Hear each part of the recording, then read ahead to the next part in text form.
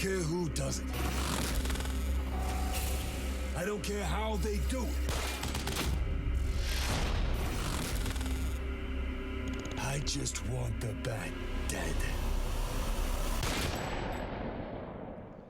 Ladies and gentlemen, to talk about Batman from Warner Brother Games, Montreal, please welcome Eric Holmes.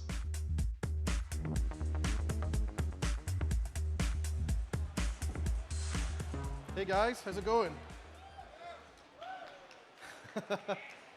So I'm here to show you our behind-the-scenes demo currently happening behind closed doors at the Warner Brothers booth for Batman Arkham Origins.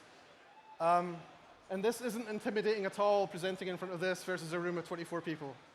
So we're going to show you a playable demo. It's going to show you a young, raw Batman, roughly about 2 years into his career. At this point in his career, Batman is something of an urban myth. He's not well understood by the establishment.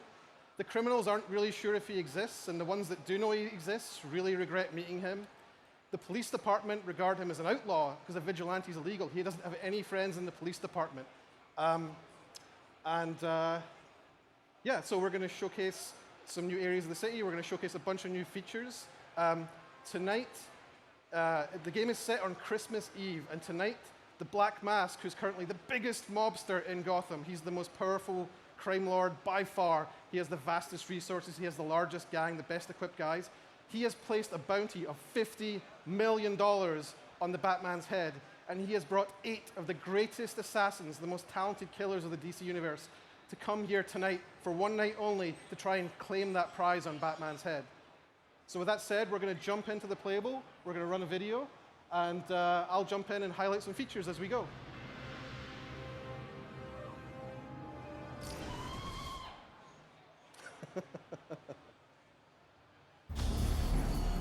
Boss has got the biggest assassins there is, here in Gotham, all on the same night and all going after the same guy. He mad as hell, wants the Bat deader than dead. I ain't never seen Black Mask like this. I don't care who does it. I don't care how they do it. I just want the Bat dead.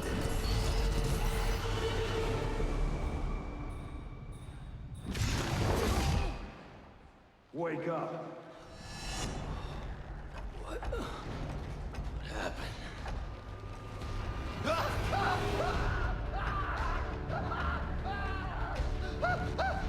Time to talk. Where's Black Mask? Let me go! If you insist.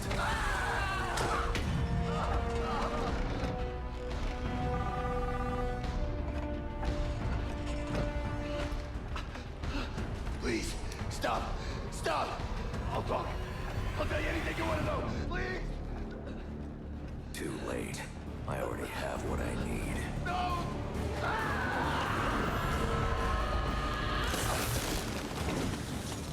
You're crazy! You're freaking crazy! There you are.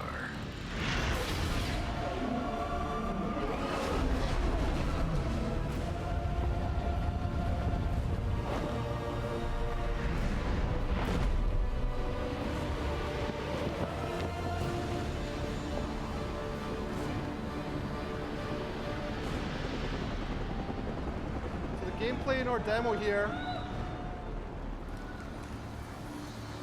The gameplay in our demo here starts off in the South Island of South Gotham. It's a larger, more majestic area of Gotham than you saw in Arkham City. It's taller, and the buildings have a lot of interconnections between them. So you can see a new movement style offered to Batman using his grapple and glide movement style.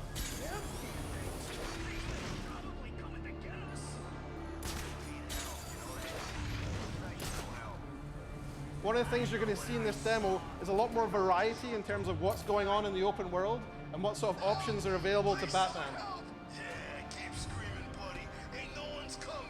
Not in this city. And not on Christmas Eve. Guys, where's Frankie? Taking a leak. What's it? You kidding me?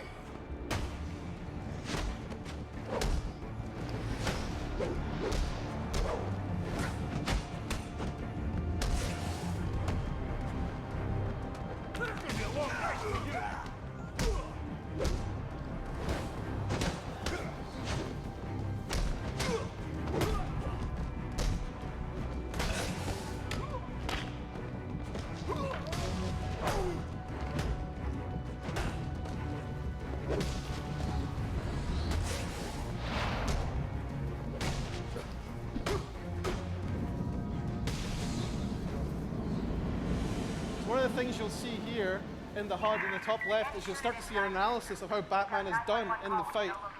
You'll see how you did, what sort of an enemy group that you fought, and what sort of experience points you got from it, and then you'll see how much closer you get to your next level up. So you're that much closer to your next upgrade. Another thing that you're going to see here is the Crime in Progress HUD. The Crime in Progress is a new system of dynamic open world encounters that are spread all over Gotham and will randomly pop up as you're navigating across the world.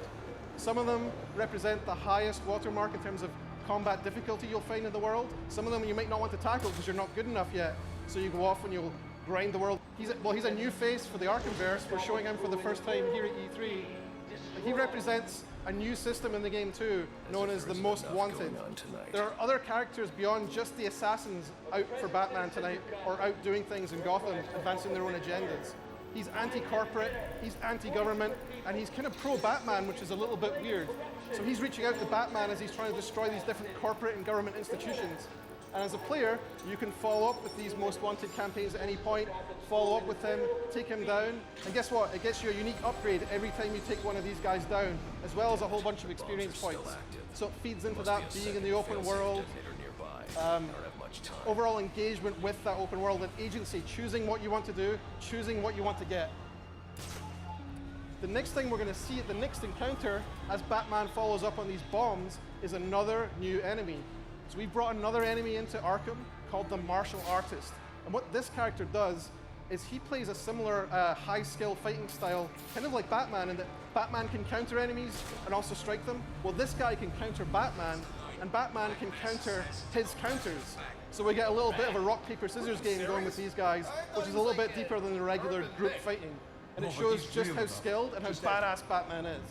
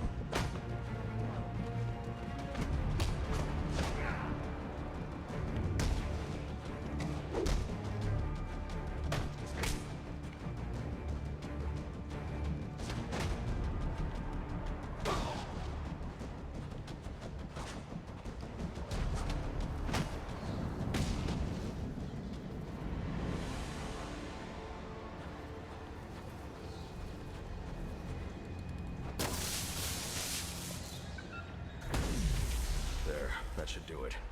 So for the purposes of E3, we're going to follow on back on the main story, following up on Black Mask.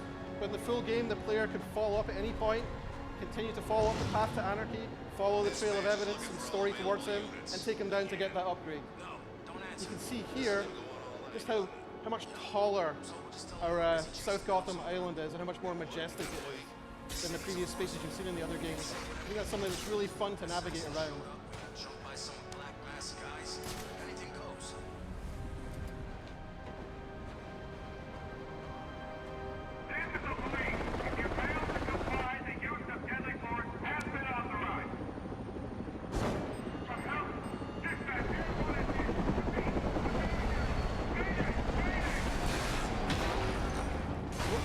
What we're going to demo now is the new detective gameplay, the case file gameplay in Arkham Origins. What this is an expansion of the Batman detective experience.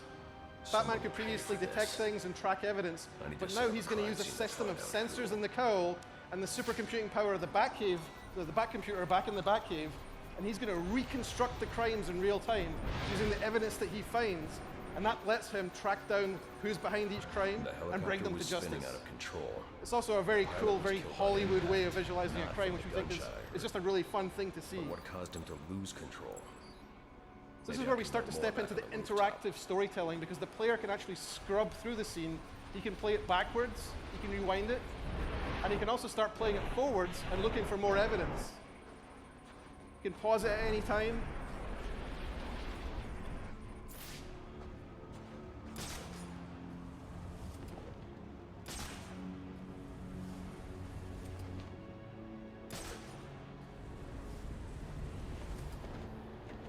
Analyze the first point of impact from here.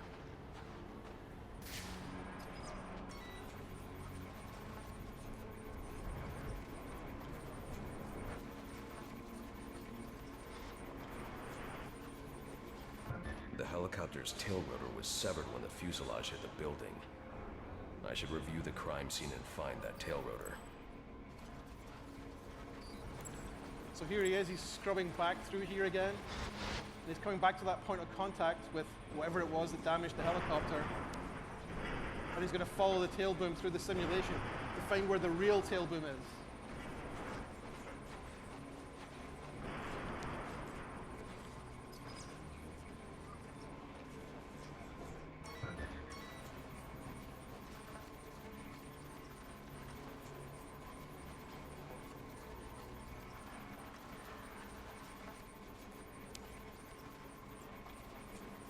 The helicopter crashed when a high-powered round shattered the tail rotor.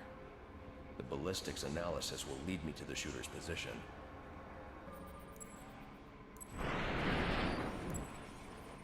So here he is, he's going to rewind the whole helicopter back together. Now he's found the different pieces of it. And he's going to find out where that bullet came from, the bullet that shattered the tail of the helicopter.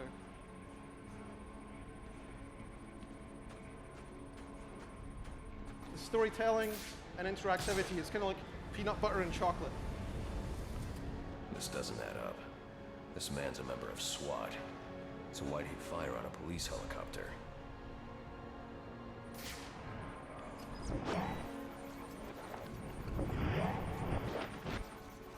This man didn't fire at the helicopter.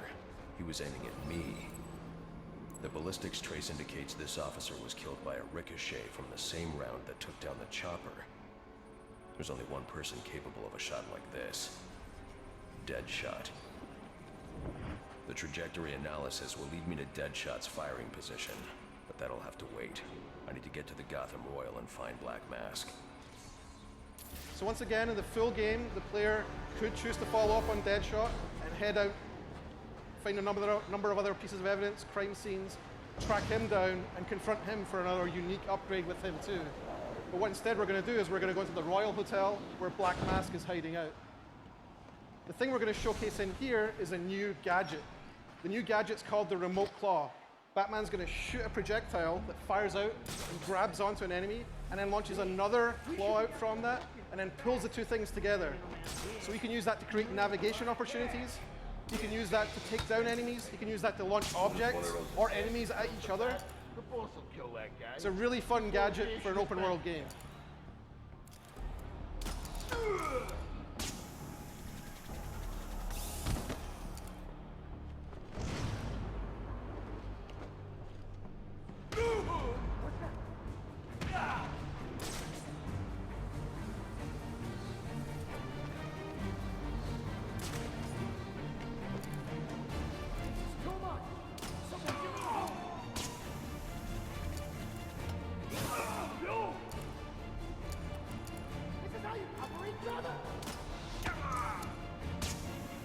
This is a slightly overpowered version of the gadget we made for E3 just to demo it. We wanted to make sure that you guys could see every way you could use it.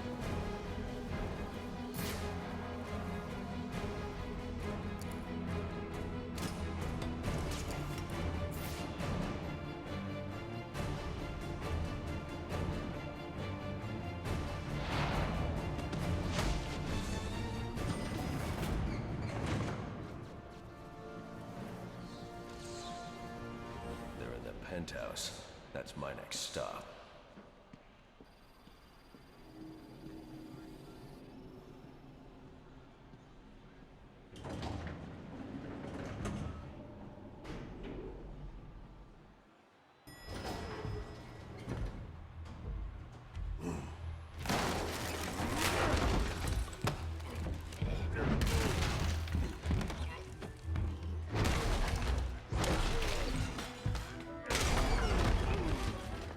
Of you to drop in. And just in time. He's mine, Payaso. Remember, you gave your word. You have 1 minute. Do they even have manners where he comes from?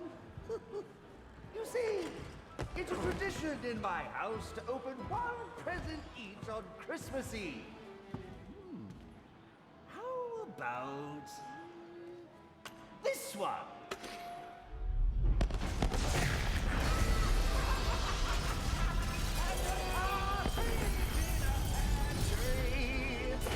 How many lives did you just take?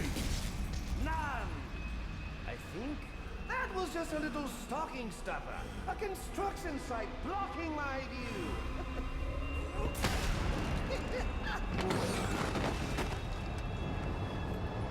But this one isn't.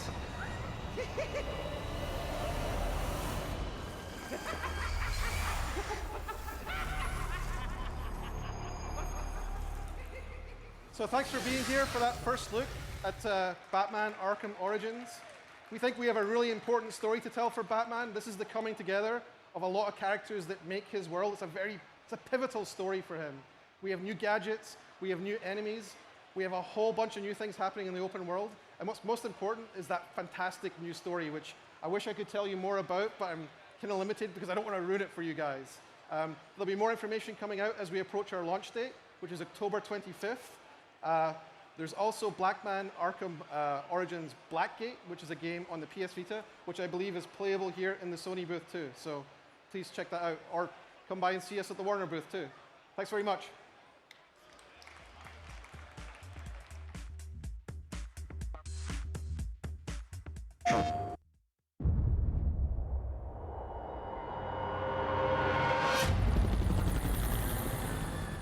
This city has a problem. Some freak who thinks he's a hero. Luckily, there ain't a problem in the world that can't be solved with a little bit of money. Tonight, we all win. One of you walks away with $50 million. And the rest, well, we get rid of the Batman. Where's Black Mask? Let me go! If you insist.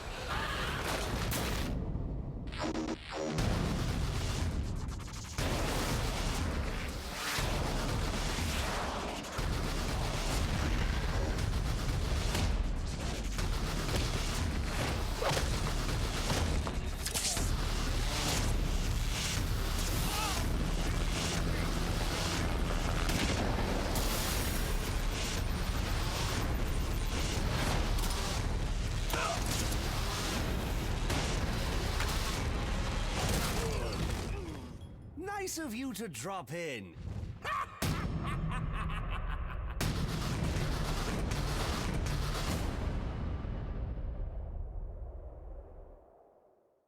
PlayStation. Hey guys, I'm here with Eric from the Arkham Origins team. Welcome, sir. Thanks for having me. Who is the voice of Batman? The voice of Batman in Batman Arkham Origins is Roger Craig Smith. Okay. We went through an exhaustive casting process, and we really want to find someone who represented that young, angry, raw Batman that we've been trying to capture with this game. And we landed on Roger Craig Smith. He's a fantastic voice actor. He really does sound in the trailer like a younger Conroy. That's right. He really does. That was part of what we were aiming for. We really want to be authentic with this game, and we want to tell an important Batman story. And I think having characters that sound like they are linked to the characters in the other game is a very important part of that. So that was part of, I think, how we ended up landing on Roger. He really nailed that. And then the Joker is Troy Baker. The Joker is fan favorite Troy Baker, who's just exploding this year as the lead in The Last of Us and the lead in BioShock Infinite. Oh, he's fantastic. He's good, man. He's good. He's and great. Once again, he's channeling that Hamill energy, and I love it. Absolutely. I mean, these guys respect the hell out of what the other voice actors brought to their roles. Mark Hamill really defined the Joker when he took him on for the Batman animated series, and Troy is as huge a fan as any of us. This is kind of like, the voice actor thing is kind of a good metaphor for you guys, too. Because you're coming into Arkham Origins. That's right. And this is your first time developing an Arkham game. You're kind of taking over a franchise where people looked at it and they were like, Rocksteady got a superhero game right. This is it. Was it a little daunting to come in after that? Absolutely. I mean, you won't find bigger fans of those games than the people on our team. We respect the hell out of those games and what that team in particular did with them. So our challenge was always to develop features, to make a story, to make characters and encounters that are worthy of joining those other games on the shelf, and that's what the quality bar we've held ourselves to. And I mean, let's talk about gameplay too, because the combat system, all the systems in the Arkham series are so good. When you come in with a fresh set of eyes, what do you keep the same, what do you change? Well, there's a core to those things. There's a core to the timing of how Batman plays and feels, be it in a Predator encounter or a fight, and I think that the strategy for us has always been finding ways to add on top of that, not ways to rip out the guts and start again, because there's a really solid core there, and there's not really any value to be had from trying to reimagine something as fantastic as that. But finding new ways to bring other enemies to challenge Batman, or giving Batman new abilities which enhance that, simply make for a great experience. And we've shown a couple of those enemies here at E3. Yeah. So let's talk about there are these heavies that are really hard to take down. There are martial artists that can counter your counters. What other kind of new enemies are we going to be seeing? Oh, you're going to see more, but I can't tell you more than that today.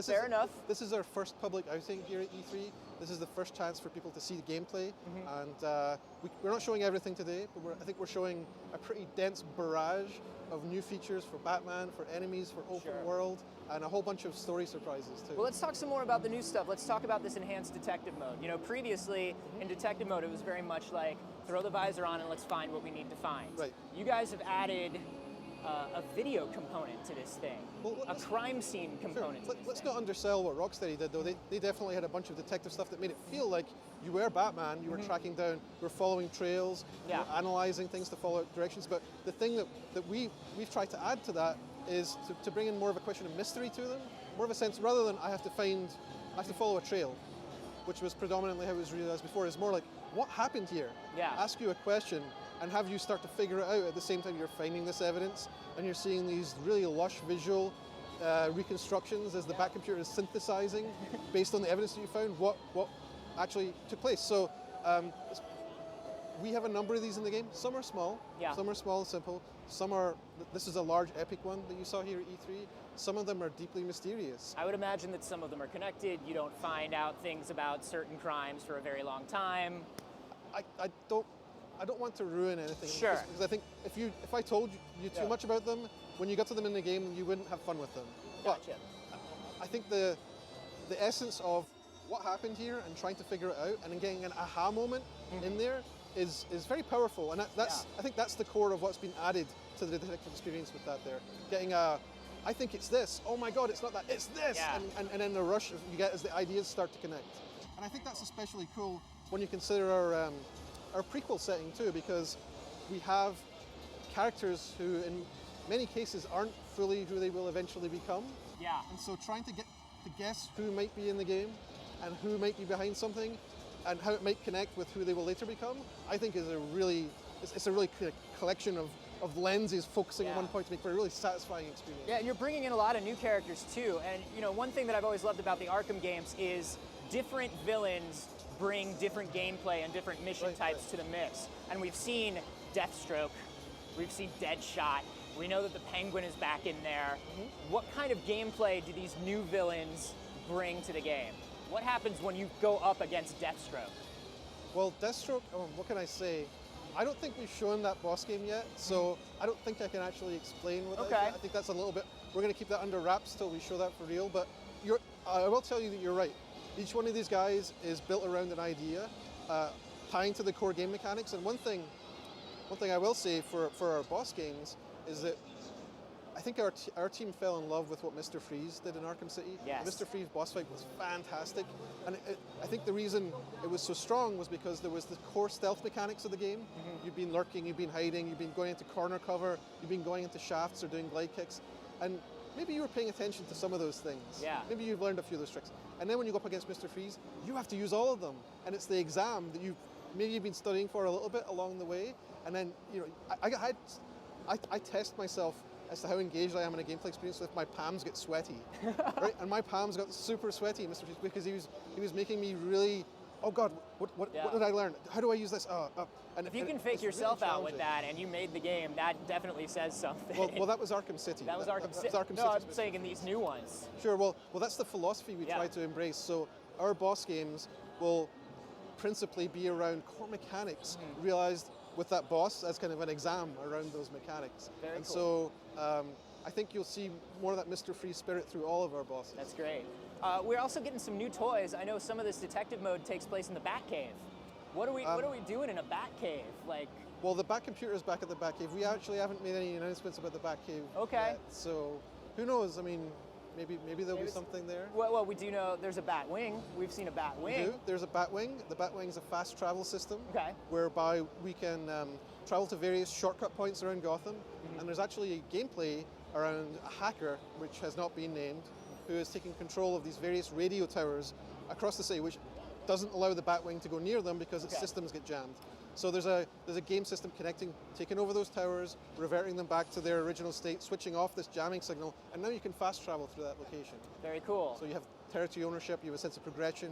Almost a sense similar to a Far Cry 3 radio tower It's thing. a little bit. eerie that they actually had that in that game, because if you know anything about game development schedules, you'll know there's no way we could have added that after we played that game. But it's funny that it turned up in there too. There's a little bit of a similarity. So something else I want to know is a kind of a hallmark of the Arkham series has been other playable characters, whether it's in challenge missions or, like we saw with Catwoman, an entire campaign. Are we going to see the return of alternate characters and challenges? Are we going to see an alt-character campaign? Well, there's already been one announced, and if you pre-order the game now, you get Deathstroke as a playable character. Cool. And he'll be playable through a series of challenges.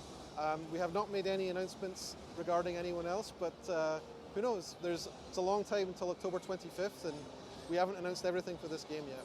Sure. So let's talk about the size of Gotham City now. Arkham City was huge. How big is Gotham now? The Gotham that we see in Arkham Origins is roughly twice that size. Okay. We're going to see whole new territories. We're going to see, also, one of my favorite things about the game is we wanted to bring a different mood to our world. And obviously, Arkham City is a prison and we're not a prison. Yeah. But one of the things which I'm most happy about that is our game takes place on Christmas Eve. Yeah. So we get this wonderful, warm idea. You know, you think of your family, you think of your folks, you think of gifts, you think of turkey, and like, that's a nice thing. Traditionally Music- a very bad time to be Batman, though. Right, well, Christmas Eve, Yeah. you have this set in Gotham. Now you have this warm idea set against this incredibly black lung of a place, this dark corner, which is Gotham, right? It's Yeah. the worst place in the world on the happiest night of the year.